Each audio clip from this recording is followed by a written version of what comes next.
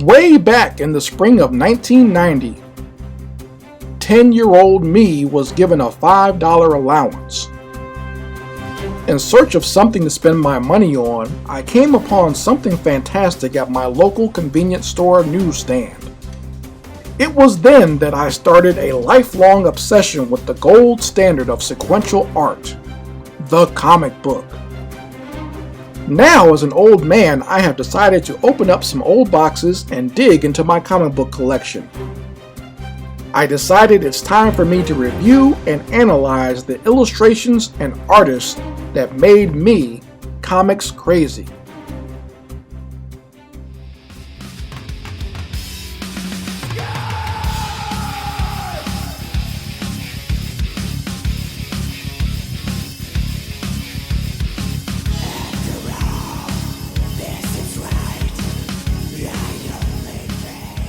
Hey everyone, this is Chris Crazy House, and welcome to another episode of Chris Crazy House Presents Comics Crazy.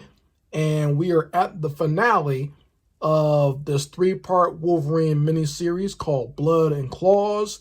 And this is it, folks. This is where we finally get the big showdown between Wolverine and Lady Deathstrike.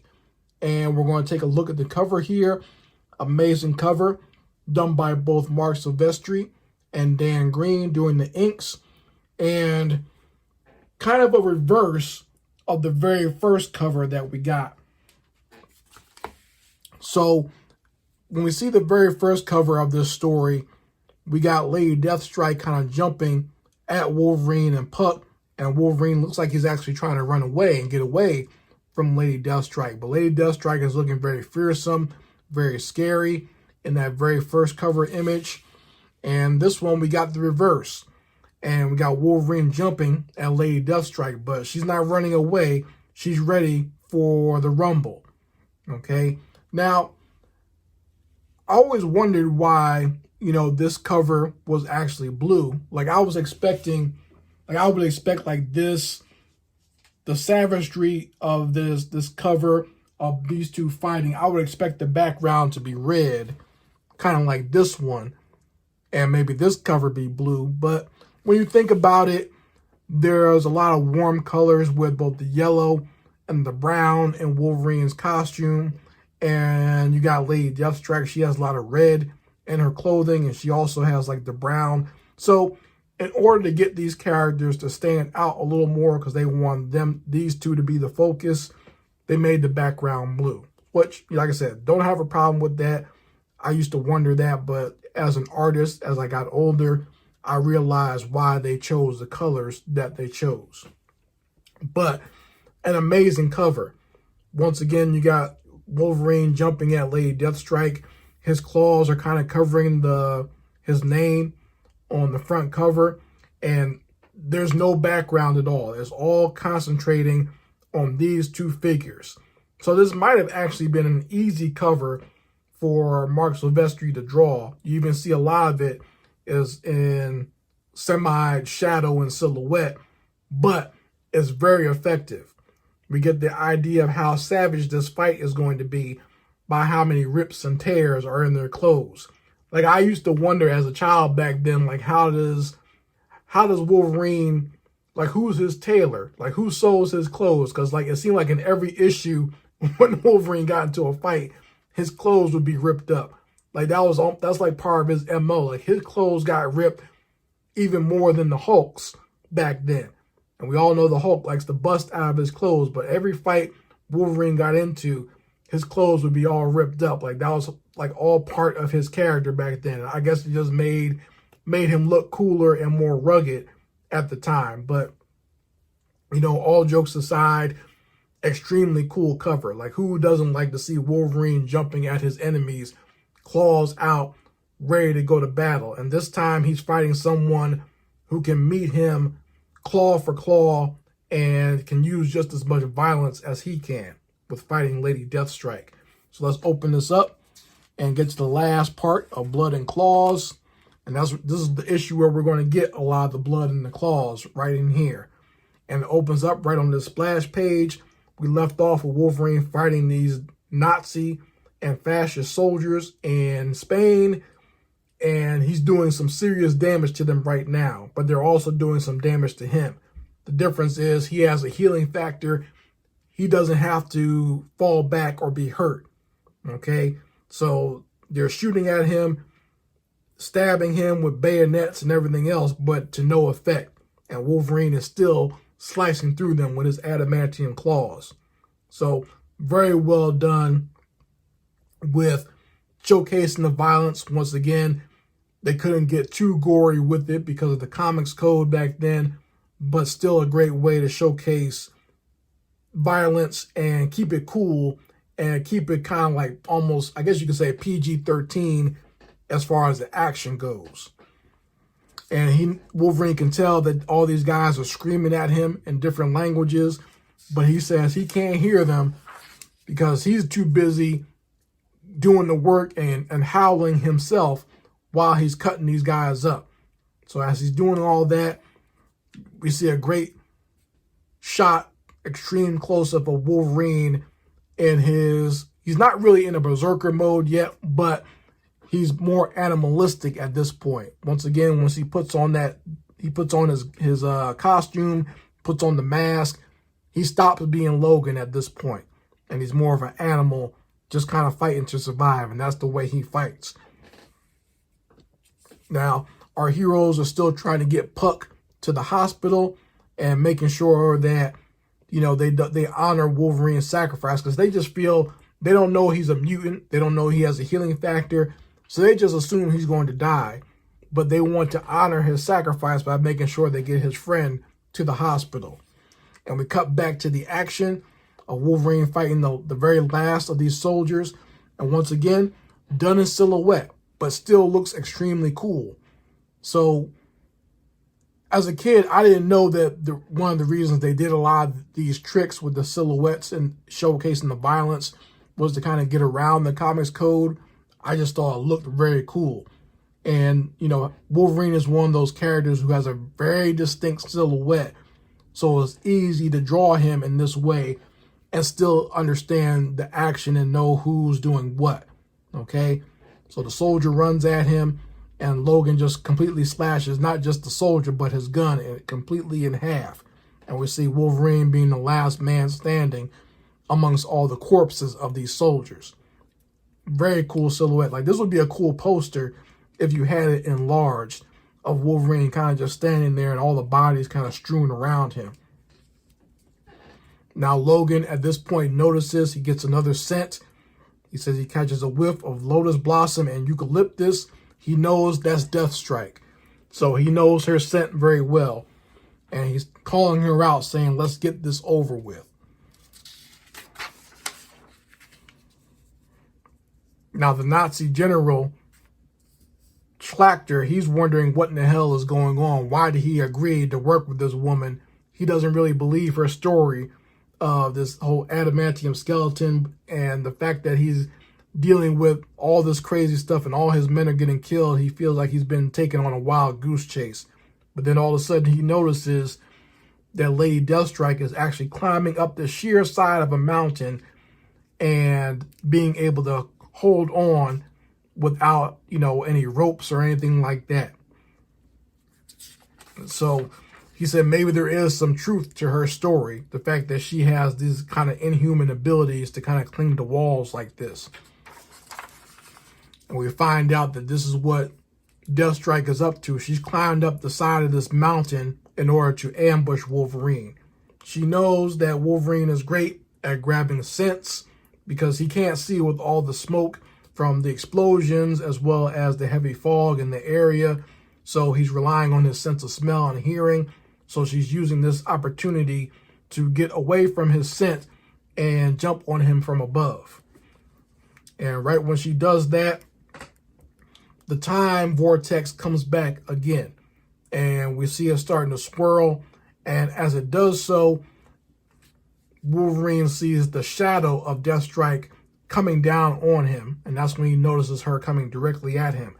Very well done, because this shadow completely encapsulates the Wolverine figure drawn right here. And we all know Wolverine is a small character, but this makes him look even smaller with the way her shadow is kind of almost, you know, eclipsing him and looking like a large, menacing figure coming down on him.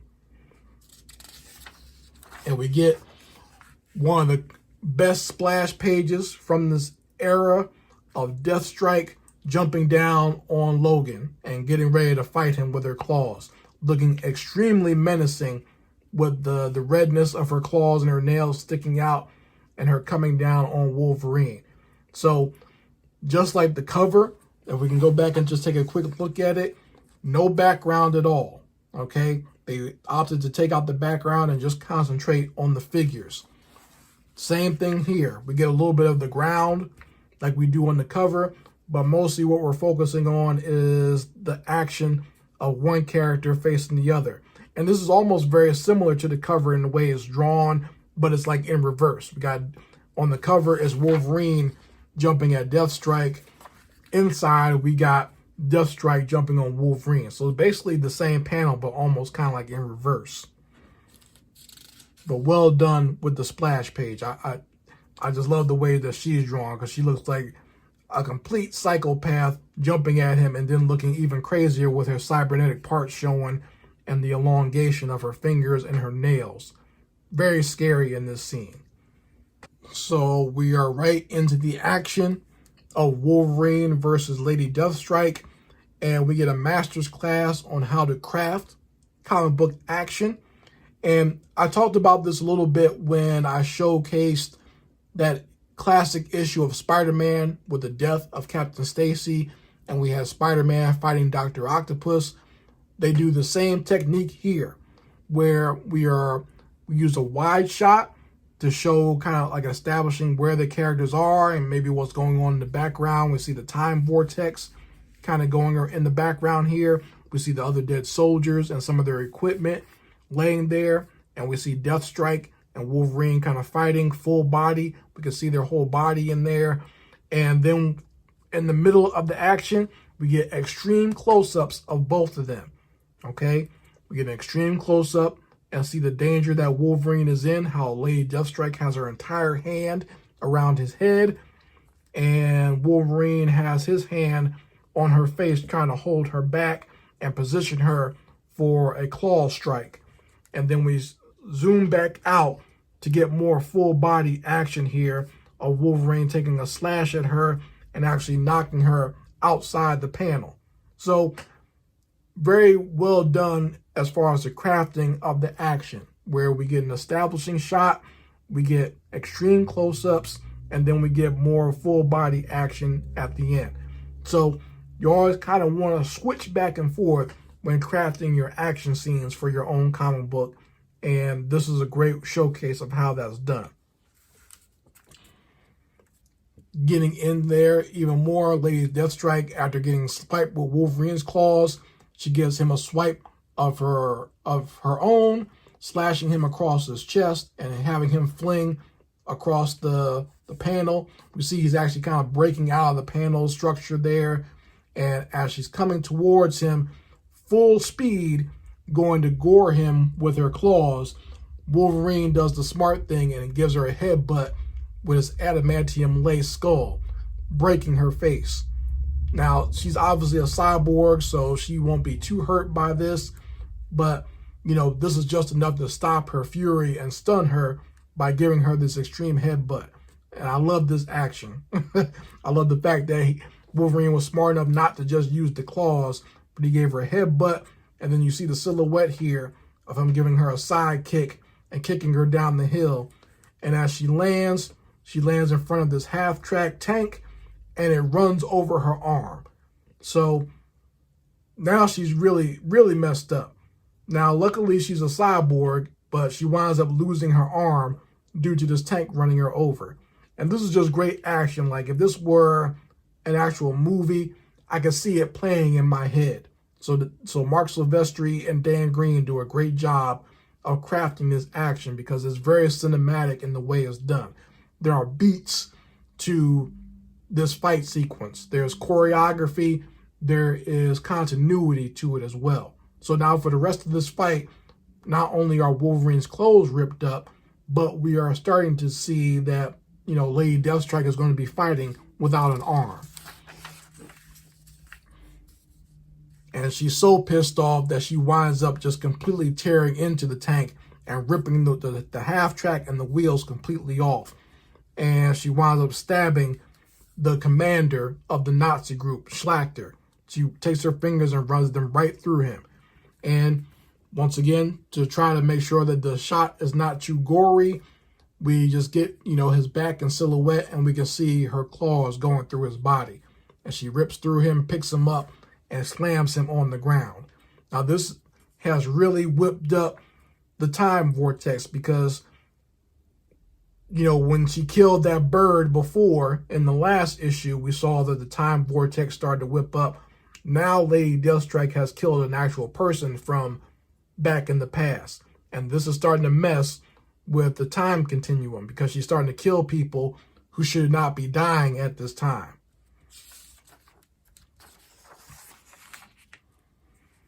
Now, meanwhile, Puck is supposed to be getting some help by being taken to the hospital, but he sees the time vortex, or at least feels it somehow. He wakes up from his coma and runs off into the hills to run back and go with his buddy Logan, because he knows that this is the same vortex that brought them there in the first place, so he wants to make sure he can get back home as well. And we go back to the main villain of this, Donald Pierce, with his Reavers, and he's, coming up with a new diabolical plan to get at Wolverine. And we notice as he's sitting there, the time vortex kind of swirls around in his office, and he finds the map of what was going on back during 1930s Spain. So he realizes that something is going on here with Lady Deathstrike. She's causing some problems in the past.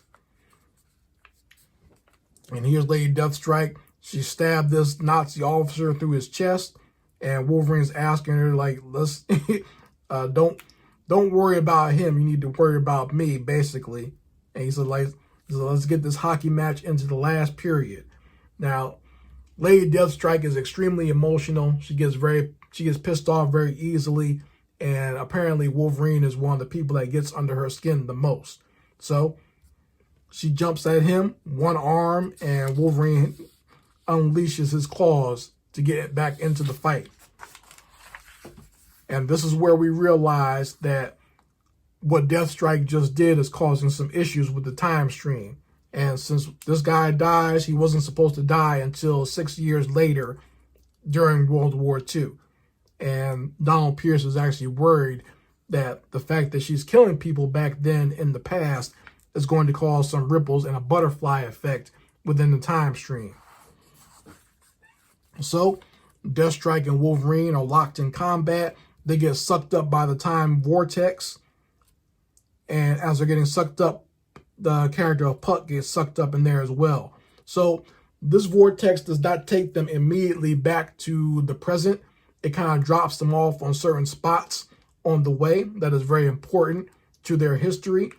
And one of the first places it takes them is to the aircraft carrier that Deathstrike's father did a kamikaze bombing on back during World War II in the Pacific. And what's funny is Wolverine even makes a joke while they're fighting, saying, look, Yuriko, that's your darling, Daddy.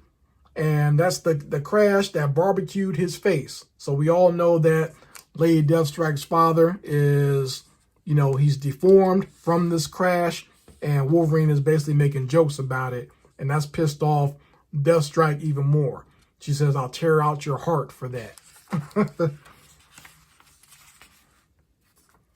And as they fall off of the aircraft carrier, they land into the ocean.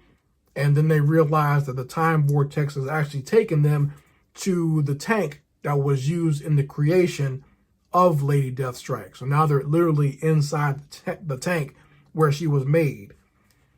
And Deathstrike is actually giving Wolverine that work, considering she only has one arm. But she's managed to smash his head against the tank, and they wind up busting through.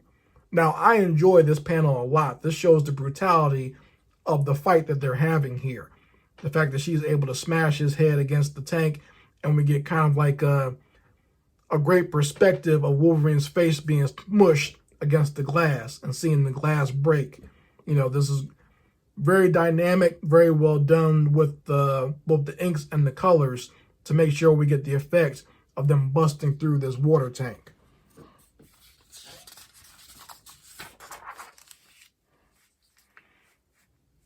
And as they bust through, they wind up going to the seaport area. This is where the first time that Wolverine came in contact with Lady Deathstrike, or when she was the new cyborg version of Lady Deathstrike.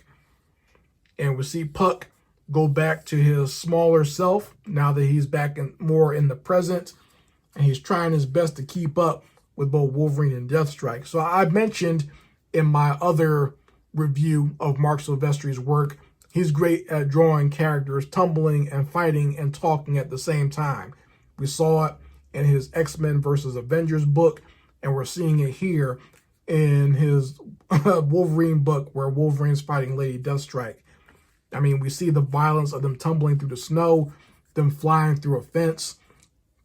He did a great job of showcasing how they went through the fence and tumbled down the snow, down a snowbank. And even now, fighting onto the docks, and the time vortex is still swirling around them, they're still going at it.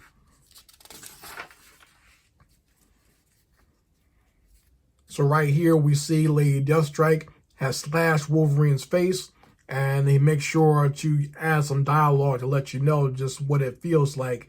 You know, he's letting you know because it's so cold outside, you don't really feel the pain as much, but you can feel the blood, the warm blood running down your face after being slashed.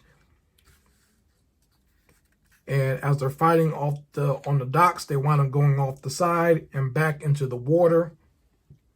And as Logan comes out of the water, we see that he no longer has on his costume, but he has his claws out and he's ready to fight Lady Deathstrike some more. And we see that it's not Lady Deathstrike that pops up, but Puck.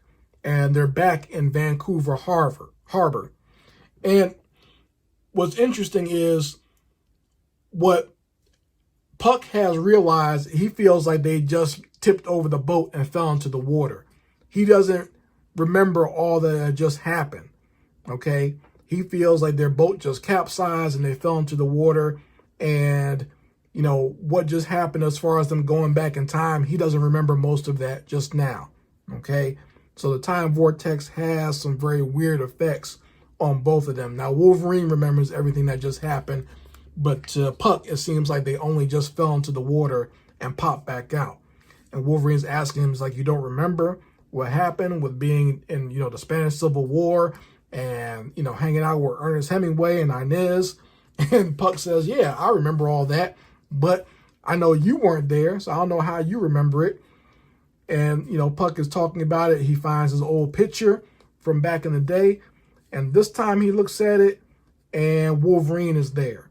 So if we remember in the first book, Puck was talking about the old days and, you know, his old life. And the picture was just like this, but Wolverine was not in the picture. But now he's actually there. And we figure out this is how Wolverine actually remembers these events of the past, because he actually lived them. And now we get Lady Deathstrike coming out of some water, and we think that she's getting ready to fight Wolverine. We see she's kind of messed up, though. We see all of her cybernetic parts coming out of her face, her hands, and she's about to land the final blow on Wolverine. And she realizes she's not in the ocean, but she's in a tank that Donald Pierce has invented. And this is a tank where he's actually building a lifelike android type model of Wolverine that he's going to use for his next plan. And Lady Deathstrike is asking, she's like, you think that this little synthetic clone is going to be able to get Wolverine and I'm not going to be able to do it? And Donald Pierce says, well, this is actually more just a decoy. The person that's going to do the real damage is this little girl right here. So that is a whole nother story that we get into where we have like the clone of Wolverine and this little android girl that's going to be in the next group of stories. But this concludes the Blood and Claws story and the fight between Lady Deathstrike and Wolverine. But very well done. I love this little mini series here in the Wolverine comics. I love the amount of violence that was showcased in this book, because it was done in the way that you could get how savage the violence was and how savage the fight was, but it wasn't over the top and gratuitous to the point where it was so gory you couldn't look at it, or it was so gory that the censors wouldn't even allow it to be released. They did it in a very tactful way, and the artwork still looked good. The artwork did not suffer, but you still get the idea of how brutal it is. So that concludes Blood and Claws. I hope you enjoyed this tour into the Wolverine comics. This era of the Wolverine books was my favorite.